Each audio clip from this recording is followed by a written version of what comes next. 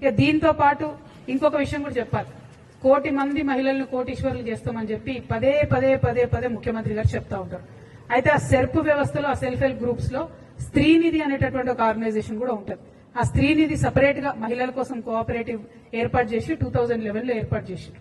అయితే అప్పటి నుండి ఇప్పటి వరకు ఈ స్త్రీనిధిని ఒక దయ్యం పట్టుకొని వెంటబడతా ఉన్నది.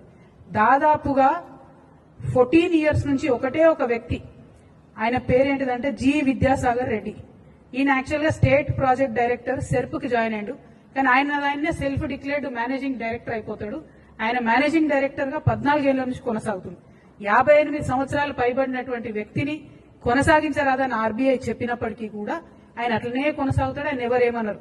ఎందుకంటే ఎర్రవల్లి దయాకర్ రావు గారు అప్పుడు గ్రామీణ శాఖ మంత్రిగా ఉన్నప్పుడు, రూరల్ డెవలప్మెంట్ మినిస్టర్ ఉన్నప్పుడు డైరెక్ట్ గా ఎర్రవల్లి గారి ట్రస్ట్ కి సిఎస్ఆర్ ఫండ్స్, ఈ స్త్రీనిధి నుంచే సిఎస్ఆర్ ఫండ్స్ ఆయన ట్రాన్స్ఫర్ చేసి అప్పుడు బీఆర్ఎస్ గవర్నమెంట్ లో మేనేజ్ చేసుకున్నాడు. ఇప్పుడు కాంగ్రెస్ గవర్నమెంట్ లో కూడా అదే కొనసాగుతున్నది. కాంగ్రెస్ గవర్నమెంట్ లో కూడా అందరూ ఉద్యోగులు పదే పదే పదే కంప్లైంట్ చేస్తే కూడా ఒక ఎంక్వైరీ కమిషన్ వేసారు. దాని పేరేందంటే జీవో నంబర్ 523 ఎంక్వైరీ కమిషన్ వేసారు.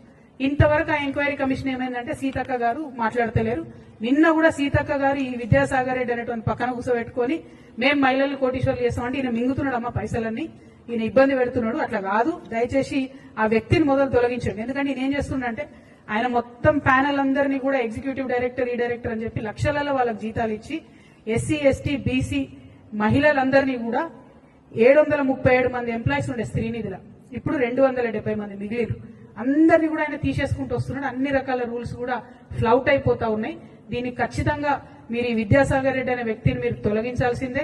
ఆ స్త్రీనిధిలో జరుగుతున్నటువంటి అక్రమాలను ఖచ్చితంగా బయట పెట్టాల్సిందే. 523 జీవో ఎంక్వైరీ ఏమైందో కూడా సీతక్క గారు చెప్పాల్సిందే. మీరు చెప్పకపోతే మరి ఎర్రబల్లి గారికి ఎట్లయితే అండర్స్టాండింగ్ ఉండేనో మీకు కూడా ఉంటుందని అనుకోవాల్సి వస్తుంది. సీతక్క మంచిది, నాకు తెలుసు, అట్లా చేయదు. కాబట్టి తొందరగా విద్యాసాగర్ రెడ్డిని తొలగిస్తారని చెప్పి నేను మనస్ఫూర్తిగా నమ్ముతా ఉన్నాను.